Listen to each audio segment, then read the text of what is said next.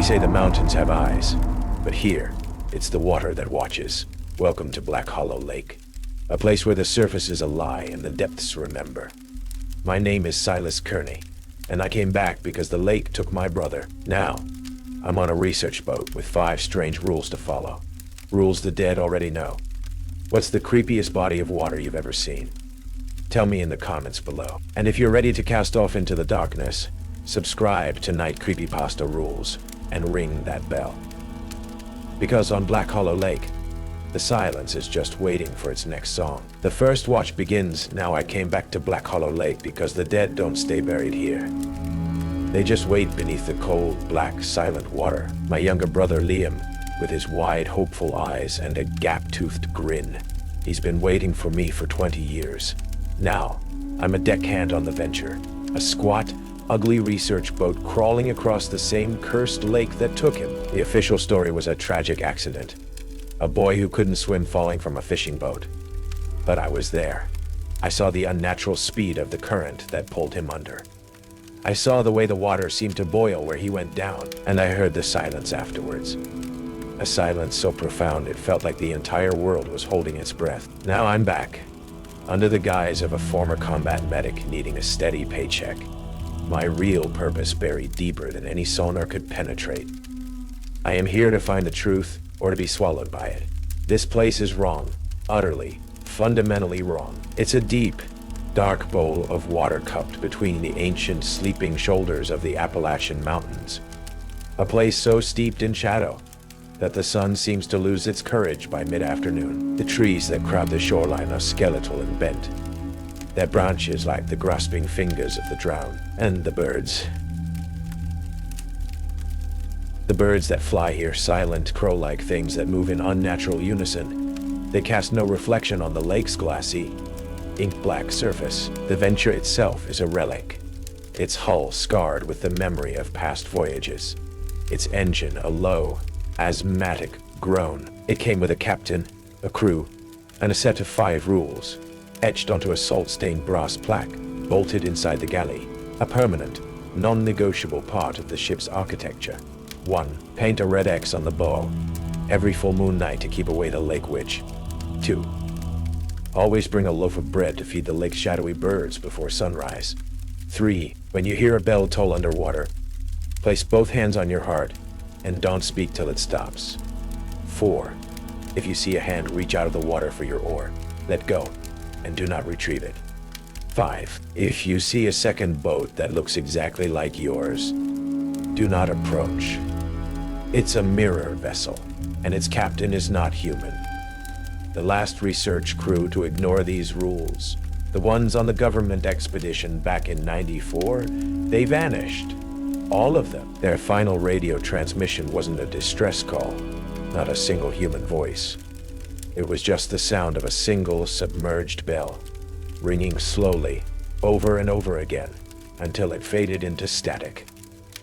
My first shift began in the pre-dawn gloom. The captain, Hudson Ray, was a man who seemed carved from the same ancient, weathered wood as the mountains themselves. He was in his early 50s, his face a roadmap of deep lines, his eyes a pale, washed-out blue that held the placid calm of a man who had seen everything and was surprised by nothing. He moved with an economy of motion, his presence a steady, reassuring anchor in the unsettling quiet. He walked me through my duties, his voice a low, gravelly rumble. "Silas Kearney," he said, testing my name. "Army, they told me. Combat medic." He nodded slowly. "Good. You know how to stay calm under pressure. You'll need that here." He gestured to the brass plaque. "You read them?" he asked. It wasn't a real question. They're not suggestions, son. They're not folklore. They're procedure. As important as checking the fuel lines or mending a net. You follow them, you live. You don't, you end up a story.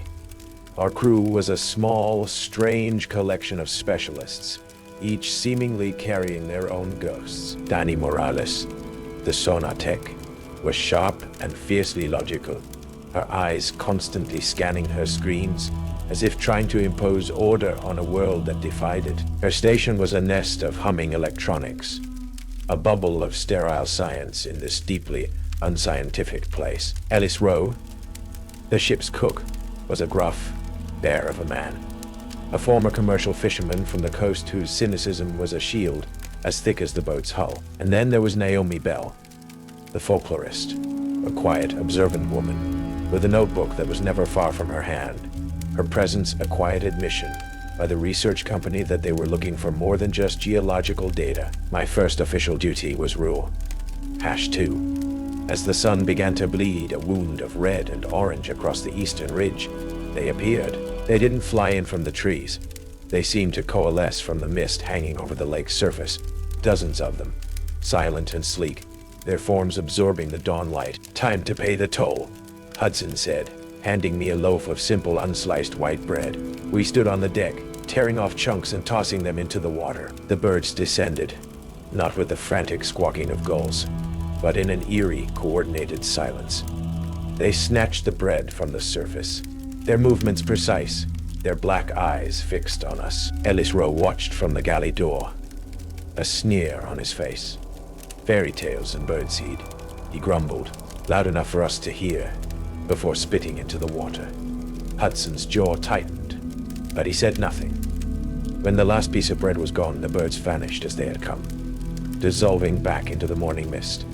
The rest of the day was spent in a routine of methodical work, taking water samples, checking engine gauges, mending nets. It was almost normal. Almost. But as the afternoon wore on, a strange lethargy settled over the boat. The air grew heavy, the silence deeper. I was on the starboard side checking a winch when I glanced down into the water. The lake was as black and reflective as polished obsidian. But for a fleeting, heart-stopping second, my reflection wasn't my own. I saw a boy, pale and terrified, his mouth open in a silent scream, his eyes wide with a plea I recognized from my deepest nightmares. Liam. I recoiled from the railing, a gasp catching in my throat. When I forced myself to look again, it was just me, a tired 36-year-old man staring back. A trick of the light, grief playing with my mind. That's what I told myself. Later, as I was coiling a rope on the stern, I felt a sudden, intense chill. I looked up. Danny was at her sonar station, her back to me, but she was frozen, her hand hovering over her console. "Everything all right, Danny?" I asked. She didn't answer for a long moment. "I'm running a deep scan bathymetry pass," she finally said, her voice strained, quiet. "The lake bed, it's not right. The charts show a maximum depth of 400 feet. I'm getting readings of over 1,000. Equipment malfunction?" I offered, walking over to her station. "That's what I thought," she said, pointing at the screen. The image was a topographical map of the lake bottom, rendered in shifting blues and greens. "But the system is running perfectly, and there's something else." She manipulated a control, and the image sharpened. I saw it then. At the bottom of the impossible 1,000-foot deep trench, the sonar was clearly rendering the geometric outlines of structures, sharp angles, parallel lines. Not rocks, not natural formations. It was the distinct, unmistakable outline of a sunken town.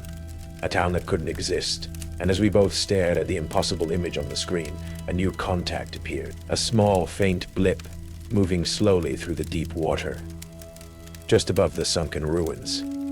It was the size and shape of a man. I felt a cold dread creep up my spine. It was the same pale, man-like thing I had seen earlier, and it was moving directly beneath our boat. The image of the sunken town on Danny's sonar screen lingered in my mind for the rest of the day. A chilling, impossible truth beneath the placid black surface of the lake.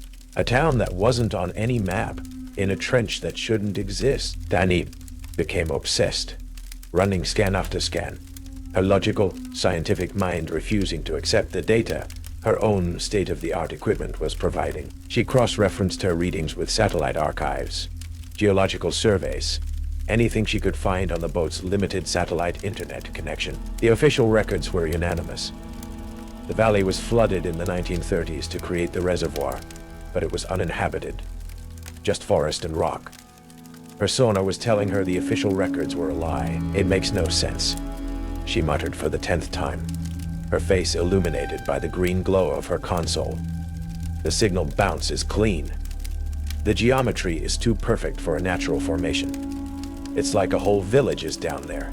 Flash frozen. Naomi Bell, the folklorist who had been quietly observing, stepped forward. "There is a story," she said softly, her voice barely a whisper over the hum of the electronics. "A local Cherokee legend. They speak of a settlement of early pioneers who tried to make a home in this valley. The Cherokee warned them that the land was sacred, that a powerful spirit slumbered in the deep places of the earth here. They said the valley itself was a cradle, and not to wake the thing that slept within." Naomi's eyes were distant, as if she were reading from a book only she could see. The settlers didn't listen. They built their homes, their church, and one winter, after a season of strange portents, silent forests, dark water bubbling up from springs, the earth sighed, the valley floor collapsed, and the river flooded it overnight. The legend says the town wasn't just drowned. It was given an offering to appease the spirit they had woken. Ellis Rowe, the cook, who was cleaning fish nearby, let out a contemptuous snort. Spirits and spooky stories. More likely a shoddy bit of dam building from the Dupier. That's your monster. Hudson Ray, the captain, who had been listening from the doorway of the wheelhouse, turned his pale blue eyes on Ellis. "On this lake, Mr. Rowe," he said, his voice a low, dangerous rumble. "It's wise not to be too certain about what's a story and what's a warning." The rebuke was quiet, but it carried the weight of absolute authority. Ellis fell silent, though the resentful set of his jaw remained. That night, the sky, which had been clear and cold, began to curdle. Dark clouds rolled in over the mountain peaks with an unnatural speed, swallowing the stars. Wind picked up, whipping the lake's surface into a frenzy of black, choppy waves. A full moon, pale and sickly, peered through the racing clouds. It was time for Rule #1. Hudson found me on the deck, securing loose equipment. "The moon's up," he said, handing me a can of thick, crimson paint and a brush. "The axe needs to be fresh. Right on the bow, big and bold." As I made my way to the front of the boat, the wind tearing at my jacket, I saw Ellis Rowe struggling with a loose tarp that was threatening to fly away. "Give me a hand with this, Kearney," he yelled over the wind. "This is more important than painting fairy tales on the damn boat." He was right from a practical standpoint. The tarp was a real, tangible threat to our equipment. The Red X was folklore. I hesitated, my logical mind warring with the cold, primal fear the lake inspired. I spent a precious 10 minutes helping Ellis secure the tarp, the waves crashing over the bow, soaking us with icy water. By the time we were done, the full force of the storm was upon us. I managed to slap a hasty, dripping Red X onto the bow, but the rain was already starting to smear it, the crimson pigment running like blood in the water. It wasn't enough. An hour later, at the height of the storm, a thick, unnatural fog rolled across the water, blanketing the venture. It was colder than the rain, a clinging, clammy mist that deadened all sound save for the howling wind. And in the fog, directly off the bow, a shape began to form. It was a swirling vortex of mist, but it had a vague, terrifyingly female form, its outlines shifting and indistinct, like a watercolor painting left out in the rain. The Lake Witch. Ellis Rowe was on the deck, trying to clear a scupper that had become clogged with debris. He looked up, saw the shape in the fog, and froze, his face a mask of pale, stark terror. He opened his mouth to scream, but the wind snatched the sound away. A wave, impossibly large for a landlocked lake, a rogue wall of black water, rose up from the churning surface. It didn't just crash over the side. It seemed to reach for him, a liquid hand that plucked him from the deck and dragged him into the freezing black water. He was there 1 second, and the next he was gone. We heard no splash, no cry for help. We heard no splash, no cry for help. Just the howling of the wind and the sight of the witch in the fog, slowly dissipating as if its work was done. We searched for an hour, our spotlights cutting uselessly into the storm-tossed water. But we all knew it was hopeless. The lake had taken him. And then, in the heart of the storm, as we stood, shocked and silent on the heaving deck, it began. Duong. A sound so deep, so sorrowful, it seemed to come from the very bones of the earth beneath the lake. A single, submerged bell, tolling with a slow, funereal finality. Duong. Hudson Ray's face went ashen. He grabbed my arm, his grip like iron. Hands on your heart. Now! He roared at all of us. And not another word until it stops. Do you understand me? Not one sound. Duong. We stood there, a terrified, rain-soaked congregation on the deck of our floating coffin. Danny, her face pale, pressed her hands to her chest. Naomi did the same, her eyes wide with a scholar's terror, recognizing the folklore coming to life before her. I followed suit, my heart hammering against my own hands, the toll of the underwater bell vibrating through my entire body. It was a sound of immense, ancient grief, a summons for the newly dead. We stood in terrified, reverent silence, listening to the lake toll for the soul of Ellis Rowe, the man who thought the rules were just a story. The bell tolled 13 times, a final, resonant clang that seemed to shake the very keel of the venture. And then silence descended once more. A silence that was heavier, more profound than before. The storm, as if its purpose had been served, began to abate with the same unnatural speed with which it had arrived. Within the hour, the lake was calm, the moon shining down from a clear, star-dusted sky onto a surface as black and still as glass. But the calm was a lie. The boat felt violated. Ellis Rowe was gone, and the weight of his absence was a tangible presence among us. No one slept. We gathered in the galley, the bright, sterile room a flimsy fortress against the immense waiting darkness outside. Hudson Ray was a man transformed. His usual laconic calm was gone, replaced by a raw, agitated energy. His eyes constantly darted towards the windows, towards the lake. Dani was the one who broke the silence. Her voice was low, controlled, but humming with a scientist's focused fury.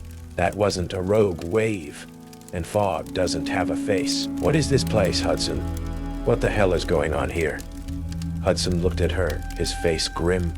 I told you, you follow the rules, you live. Ellis didn't. The lake is old. It has needs. It has a balance. He tipped it. Balance? That's what you call it? Dani shot back, her voice rising. A man is dead. She turned to her console, her fingers flying across the keyboard. My sonar is telling me there's a town down there. My thermal sensors are picking up inexplicable cold spots all around the boat. This isn't a research mission. It's something else, and you know what it is.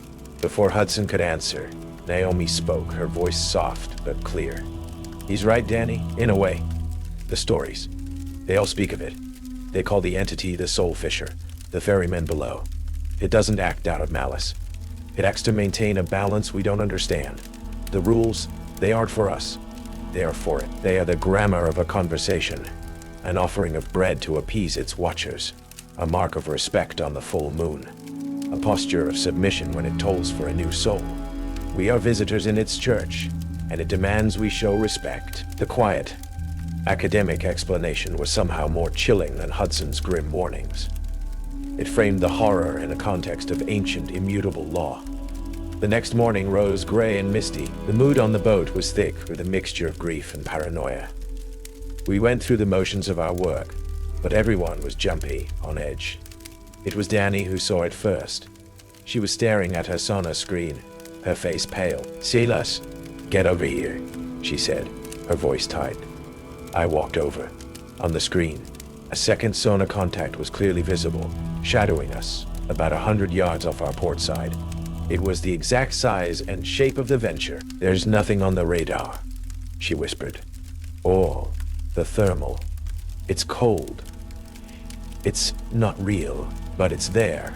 We went out on deck. The mist was thick, visibility down to less than 50 yards. But then, for a moment, the fog parted. A curtain drawing back on a horrifying stage. And we saw it. A boat. A perfect, silent, dark duplicate of the Venture. It sat motionless on the water, its paint peeling in the exact same places as ours, its equipment arranged in the same configuration. It was a perfect reflection, a mirror image. And on its deck, we could see figures, indistinct, shadowy silhouettes in the mist. 4 of them, one at the helm, one by the galley door, one near the stern, and one by the sonar station. And they were us, Rule of 5. If you see a second boat that looks exactly like yours, do not approach. It's a mirror vessel, and its captain is not human. Get below! Now, Hudson roared, his voice cracking with a fear I had not heard from him before. Don't look at it. Don't let it see you looking.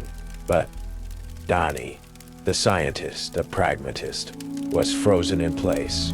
Her need for proof, for tangible evidence, overriding her survival instinct. She raised the heavy professional-grade camera she used for documenting geological formations, its long telephoto lens extending like a spyglass. I have to get a picture, she breathed, her eye pressed to the viewfinder. I have to document this. Donnie! No! I yelled, taking a step towards her. On the deck of the mirror vessel, the figure standing by the sonar station, her own doppelganger, slowly raised its head. It lifted a shadowy hand and pointed directly at Donnie. Donnie gasped, her body going rigid. The camera fell from her hands, clattering onto the deck. She began to convulse, a violent, terrifying seizure, her back arching, a thin line of foam appearing on her lips.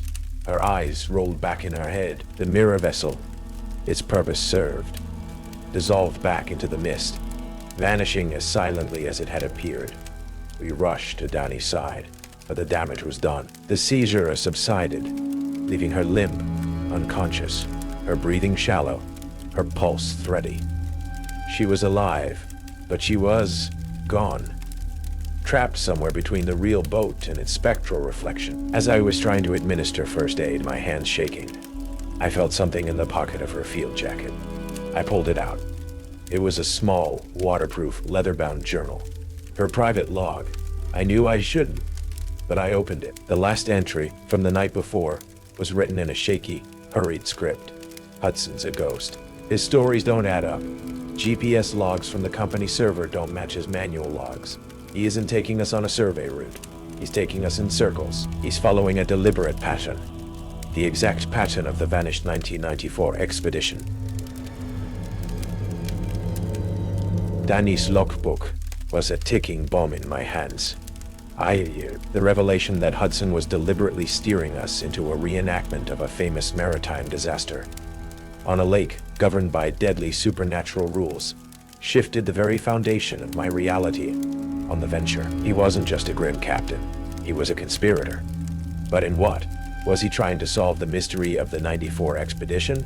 Or was he trying to repeat it? Danny remained in a deep, coma-like state. We moved her to a bunk in the main cabin, her breathing shallow, her skin clammy and cool. She was lost to us, her mind seemingly snatched away by her spectral twin. Hudson was now the sole authority on a boat crewed by a folklorist, a comatose technician, and me, a man armed with a terrible, dangerous secret about his captain. I had to know more. I had to find proof that was more concrete than a private journal entry.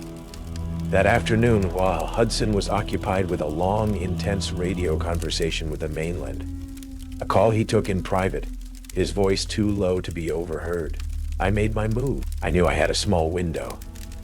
I slipped into the captain's private quarters, a cramped, meticulously neat cabin at the stern of the boat. The air inside was different, thick with the smell of old paper, pipe tobacco, and something else, a faint metallic scent like old blood or rust. My search was frantic, my ears straining for the sound of Hudson's footsteps. I didn't know what I was looking for. A different map? A secret radio? I found it tucked away in a locked footlocker under his bunk. The lock was old, but the heavy wrench from my tool belt made short work of it. Inside, beneath charts and spare parts, was not a modern logbook, but a collection of old, leather-bound captain's logs, dating back decades. My blood ran cold as I opened the first one. It was from a different boat, a different crew, 20 years ago. It detailed a week-long geological survey on Black Hollow Lake. It mentioned the crew by name. It detailed the strange rules, mishap on deck. Lost Henderson to the fog. Mission aborted. The name Henderson was circled in red. The next logbook was from 10 years after that. A different boat, a different crew. The same story, the same rules, the same outcome. Lost two this time. Miller and Vance saw the other boat. They didn't listen. Their names were circled. I flipped to the most recent logbook, the one for the venture. Our names were all there. Silas Kearney, Danny Morales, Ellis, Rowe, Naomi Bell. And at the bottom of the page, a series of empty circles waiting to be filled in. He wasn't a captain, he was a reaper, a record keeper of sacrifice. As I was staring at the horrifying ledger, a sudden splash from outside made me jump. I peered out the small porthole window. The oar I had been using to check the depth near the stern, which I had left leaning against the railing, had slipped and fallen into the black water. My first instinct was to rush out, to grab a gaff hook and retrieve it. Rule 4. If you see a hand reach out of the water for your oar, let go and do not retrieve it. The rule wasn't exactly right, but it was close enough. As I watched, a pale, bloated, unmistakably human hand, its flesh sloughing off the bone, erupted from the water's surface. It grasped the floating oar with a sense of purpose, and with a final fluid motion, dragged it down into the depths, vanishing without a ripple. I stumbled back from the porthole, my breath catching in my throat. My frantic search of the cabin became more desperate. Behind a false panel at the back of his closet, I found a sealed, waterproof case. Inside were personal effects, relics from the 1994 expedition. A tarnished silver flask, a compass with a cracked face, and a photograph, protected by a plastic sleeve. It was a picture of the 94 crew, smiling on the deck of their boat.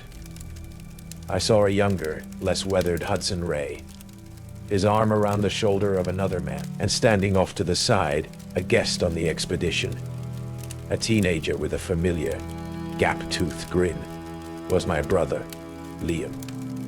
The world seemed to tilt on its axis. He had been here on this boat, part of this same cursed cycle. My quest for truth had collided with my own personal history in the most horrific way possible. Just then, the boat's PA system, which had been silent, crackled to life. It wasn't Hudson's voice. It wasn't mine. It was a woman's voice, clear and eerily calm. It was Danny Morales. But Danny was still lying comatose in her bunk, 100 feet away. He doesn't want a sacrifice, her phantom voice announced to the silent boat. He wants a replacement. Danny's disembodied voice, a chilling, impossible broadcast from her comatose body, hung in the cramped cabin air like a death sentence. He wants a replacement. The words echoed what I now knew to be true, recontextualizing the logbooks, the circled names, the photograph of my brother. This wasn't a series of tragedies. It was a series of job interviews for a position in hell, and Hudson Ray was the head recruiter. I stared at the photograph, at Liam's innocent, smiling face, and a cold, clarifying rage burned through the fog of my fear and grief. My brother hadn't been an accident. He had been a candidate, the intended replacement. And whatever had happened on this lake in 1994, Hudson Ray had been at the center of it. I placed the photo and the logbook into my own waterproof pack, my movements now precise and deliberate. The hunter had become the hunted. But now, the hunted knew the name of the game. I stepped out of Hudson's cabin and onto the deck, the evidence secured. He was waiting for me. He stood by the wheelhouse, his calm, weathered facade still perfectly in place. But his pale blue eyes held a new light, not of surprise, but of weary resignation. He had known I would find out. It was, I realized, part of the cycle. You found it, he said. It wasn't a question. I suppose it was your time to know. Your blood gives you a certain resonance with this place. A key to its locked rooms. My brother, I said, my voice low and dangerous. He was on your boat in '94. Hudson nodded slowly, a deep, sorrowful sigh escaping his lips. He was a bright kid, full of life. The research company brought him along as a guest of his uncle, one of the geologists. He looked out at the black, placid water. He was meant to be the one, the offering, the one who would take the post and allow the rest of us to leave. But he was just a boy. He was too afraid. When the ferryman came for him, he fought. And the ferryman, it does not tolerate defiance. The bargain was broken. The boat and everyone on it paid the price. Everyone but you, I countered, my hand tightening on the heavy wrench I still carried. You survived. How? Survived? Hudson let out a short, bitter laugh that held no humor. Only decades of exhaustion. This isn't survival, son. This is a curse. An anchor. In the final moments as the boat was being pulled under, as my crewmates were being taken by the water, the ferryman offered me a deal. Not life. Not freedom. A post. A new captain is needed for the vessel. It communicated. Serve me. And you may walk the earth until a replacement is found. I took the deal. I chose to live as a ghost rather than die as a man. His story, as fantastic as it was, rang with the terrible truth of lived experience. He was a prisoner, not a monster.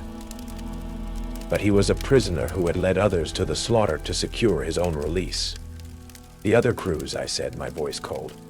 Ellis, Danny, you led them all here to die. I led them here to provide a choice, he retorted, his voice rising with the first flash of real emotion I had seen from him. To give the ferryman what it needs to maintain the balance.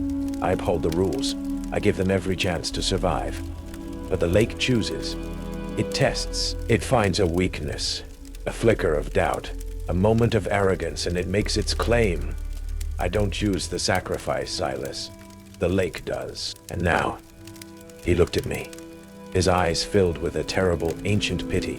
With your brother's blood calling to yours, it has finally chosen a worthy replacement. As he spoke, he reached into the wheelhouse and, with a single decisive motion, pulled a heavy lever.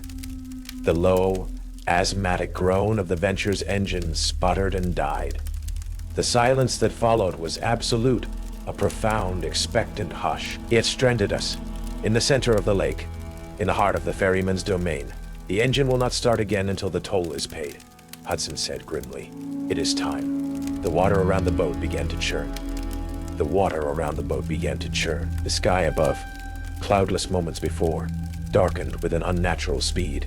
The underwater bell began to toll, not the slow, funereal rhythm from before, but a frantic, hungry, insistent peal. And from the mist, the mirror vessel returned. It wasn't a distant shadow this time. It glided towards us, silent and inexorable, stopping just a few feet from our port side. Its deck was fully crewed. I saw a spectral Ellis Rowe, his face a mask of watery terror. I saw a vacant, staring Danny, her soul already trapped on the other side.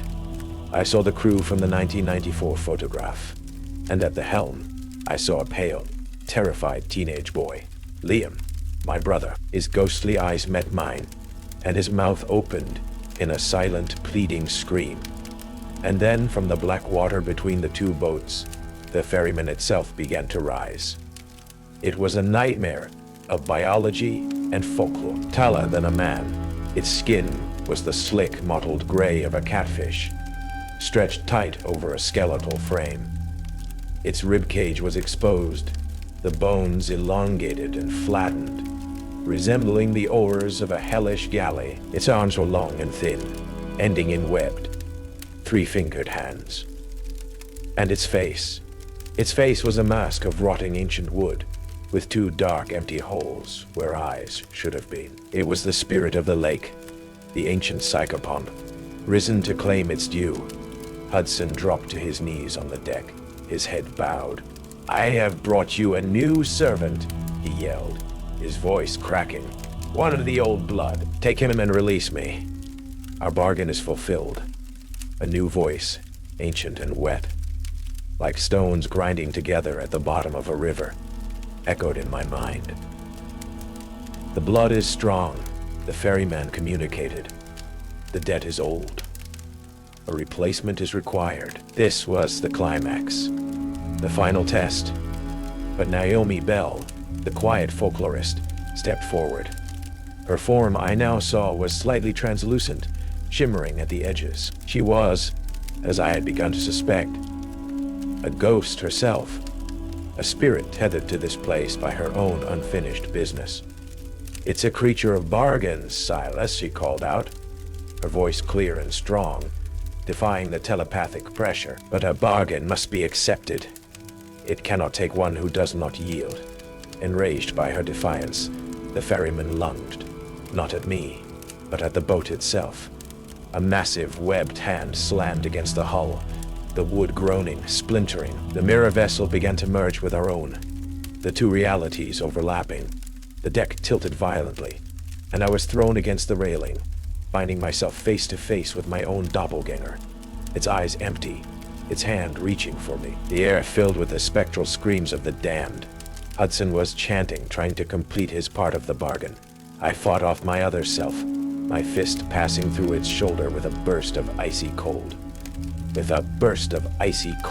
And in the center of the chaos, the ferryman stood, its empty gaze fixed on me, waiting for my surrender. I had to choose.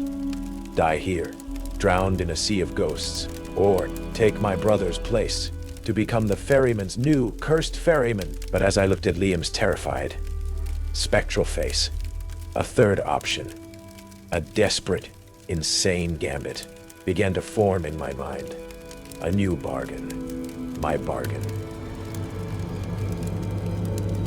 The two boats, one real, one spectral, ground against each other, their realities merging in a sickening fusion of solid wood and cold, shimmering mist. The deck of the Venture was now a battlefield of overlapping worlds. I was fighting my own ghost, a silent, empty-eyed copy whose touch was a deep, soul-chilling cold that promised oblivion. Around me, the spectral crew of 94, Liam included, drifted like smoke, their silent screams a constant, psychic pressure. The ferryman, a towering figure of ancient wood and waterlogged flesh, stood at the center of the chaos, its focus absolute, its patience eternal. It was waiting for my will to break. Hudson Ray, his face a mask of desperate, fanatical hope, was chanting, his words a strange, guttural litany that seemed to bind the two worlds together. He was the anchor for this nightmare, the master of ceremonies for my damnation. "He's the key, Silas." Naomi's spectral voice cut through the din, her form flickering bravely near the wheelhouse. "The ferryman's power over this realm flows through its chosen agent. The bargain binds them. If you sever that connection, you break its hold." She was right.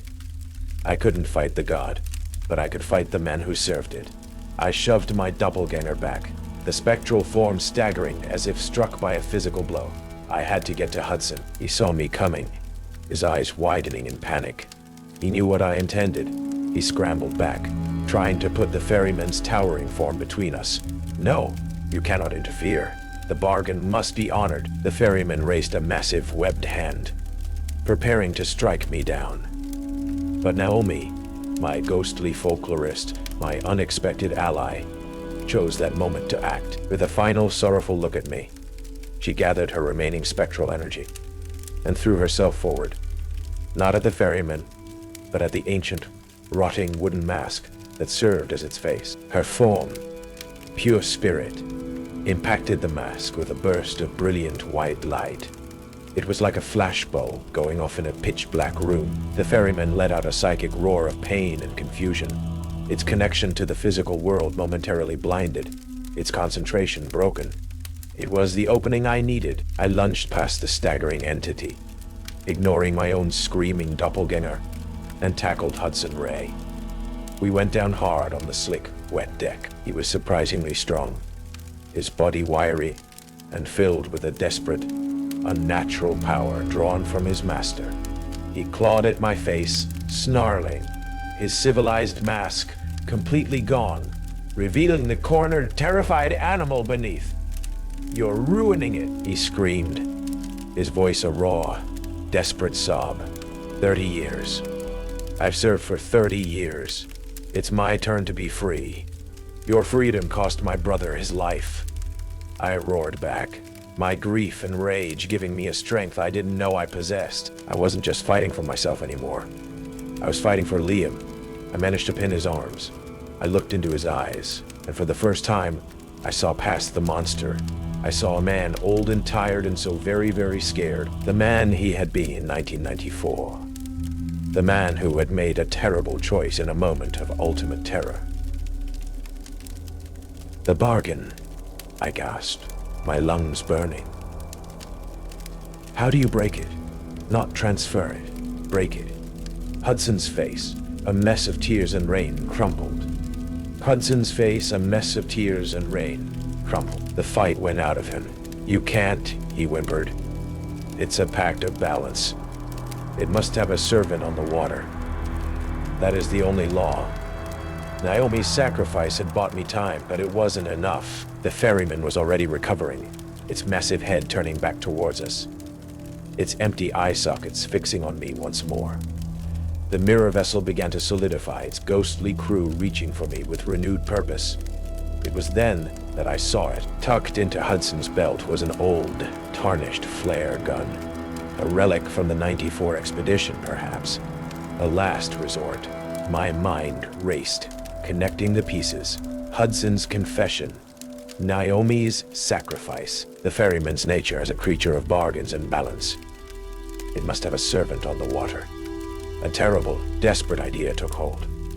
An idea born of a soldier's pragmatism and a brother's grief. With a final surge of strength, I rolled off Hudson, snatched the flare gun from his belt, and aimed it not at the ferryman, but at the spectral form of my brother, Liam, who was standing at the railing of the mirror vessel, his face a mask of silent, eternal pleading.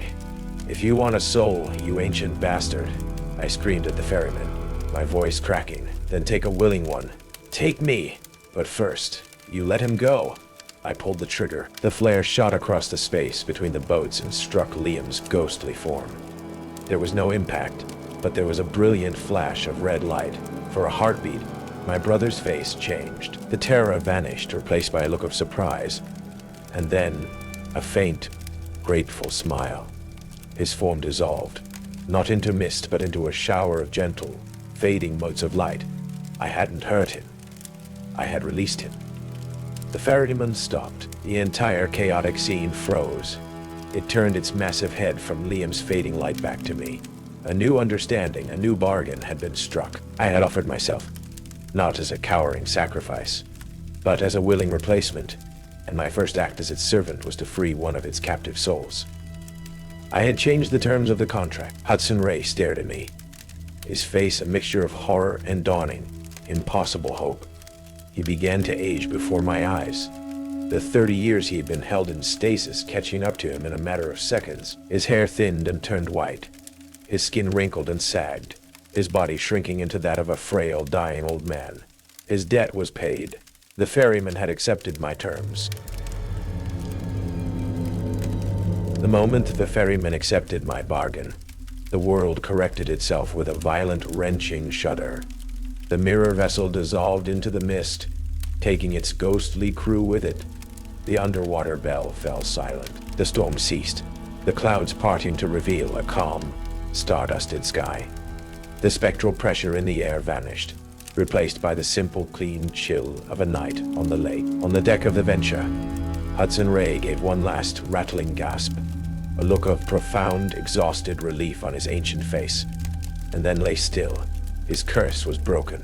He was finally free to die. Dani Morales, still in her bunk, stirred, her eyelids fluttering, her soul tethered to a doppelganger that no longer existed, was slowly finding its way home. And I felt a change deep within me. A cold, quiet understanding settled into my bones. The lake was no longer just a body of water. It was a territory, a kingdom, and I was its new warden, its new agent. The grief for Liam, the burning rage that had fueled me for 20 years, was gone. In its place was a vast, calm, and terribly empty sense of duty. I got the venture's engine running again. It started on the first try. I piloted the boat back to the small private dock, the journey silent and uneventful. When the authorities arrived, summoned by the research company, after hours of radio silence, they found a scene of contained chaos. The body of a man who had seemingly died of extreme old age. A comatose but stable technician, and me. My story was simple and mostly true. We were hit by a sudden violent storm. A rogue wave took Ellis Row. The trauma of the event caused Danny to have a seizure, and the extreme stress of it all caused Captain Ray, a man with a previously unknown heart condition, to suffer a fatal coronary. It was a neat, tragic, and entirely believable story. The company, eager to avoid any more scandal associated with the cursed lake, quietly shut down the project, paid me an exorbitant amount of hazard pay, and sealed the records. Black Hollow Lake fell silent once more. I survived. I walked away. I tried to build a life. Danny eventually recovered, with no memory of the mirror vessel or the ghostly figures, only of a terrible storm and a frightening seizure. We never spoke of it again. But I knew the truth. I was bound by my new pact. And I knew the truth. I could leave the lake. But the lake would never leave me. I was its agent, its captain in waiting, and I would be called back when my service was required. The final scene finds me years later. I am living a quiet, solitary life in a small coastal town, as far from the mountains and their dark waters as I can get. One evening, a letter arrives. It's on expensive letterhead from a new, aggressive resource corporation. They are reopening exploration of a recently acquired, resource-rich lake in the Appalachian Mountains. They are putting together a new, state-of-the-art research vessel, and they are offering me an exorbitant amount of money, a consultant's fee, to act as an experienced guide for their new captain and crew, given my legendary survival of the tragic venture incident. The call has come. I stand in my small living room, the letter trembling in my hand. I look at my reflection in the dark window glass, and for a split second, the reflection is not of my room. Behind me, silent on a black, still lake, floats the venture, and standing at its helm is a figure who looks exactly like me, his face calm, his eyes holding the ancient, patient knowledge of the water. My doppelganger, my other half. He gives me a slow, knowing nod. The toll is always paid. The ferryman is eternal, and now it's my turn to row.